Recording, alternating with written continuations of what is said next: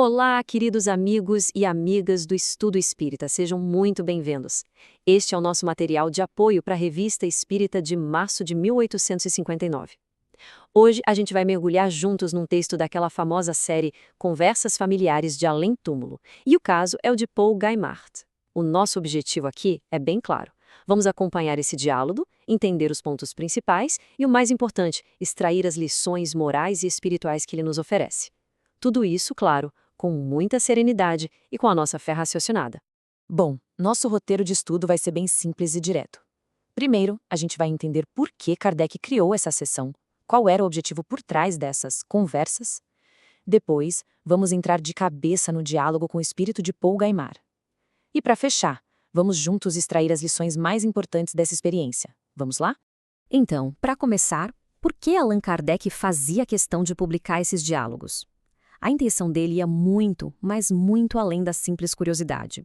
Essas conversas têm um tom bem íntimo, sabe? Quase educativo, que ajuda a gente a entender melhor o estado do espírito depois da morte e a certeza da continuidade da vida. O foco de Kardec era sempre instruir, comparar informações, observar os fatos e não só satisfazer uma curiosidade passageira. Exatamente. Era, na verdade, uma forma de investigação espiritual. O que se buscava era observar a realidade do mundo dos espíritos através da comunicação direta, mas tratando tudo com a seriedade de um estudo, com método, quase como um estudo científico e filosófico. E olha só que interessante o que Kardec buscava analisar. Ele não estava apenas anotando mensagens, de jeito nenhum. Ele procurava por padrões, na linguagem do espírito, na coerência das ideias, na elevação moral. O objetivo era extrair dali ensinamentos que servissem para todo mundo, ensinamentos universais. Para ele, o critério e a utilidade para a doutrina eram o que realmente importava. Muito bem, agora que a gente já entendeu a base, vamos para a prática, vamos ver como tudo isso funciona no nosso caso de estudo. Vamos conhecer Paul Gaimard. Ele foi um médico da Marinha, um naturalista, que faleceu em 1858, com 64 anos. E o interessante é que ele foi evocado por um amigo poucos dias depois da sua morte. Logo de cara, quando perguntam a ele sobre sua condição, Gaimard não fala de descanso, nem de céu, nem de punição. Pelo contrário, a resposta dele já mostra uma alma em plena atividade, numa condição de busca, de aprendizado. Isso já nos diz que a vida continua, e continua com um propósito bem claro. Essa citação é fantástica, né? Ela ilustra perfeitamente a perspectiva do espírito. A morte não é um ponto final, mas uma transição. É o começo de uma nova fase de educação e de escolhas. A erraticidade, então, não é um lugar de espera, mas um período de muito estudo e preparação para o que vem pela frente.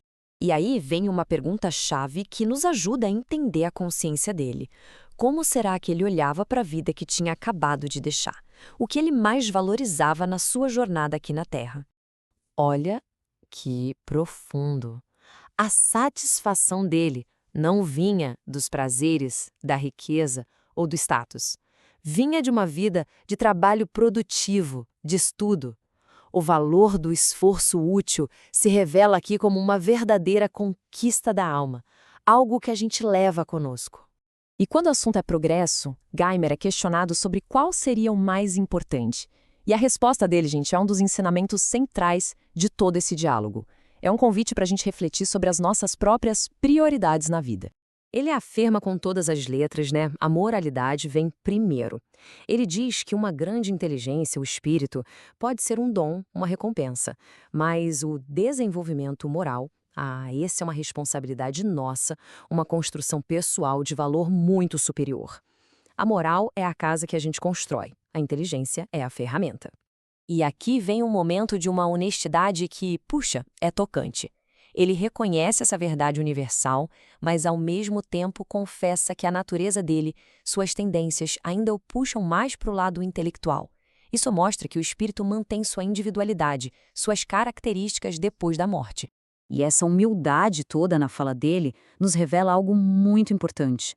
O progresso espiritual é um processo, é gradual, é uma transformação dos nossos sentimentos e prioridades mais íntimas.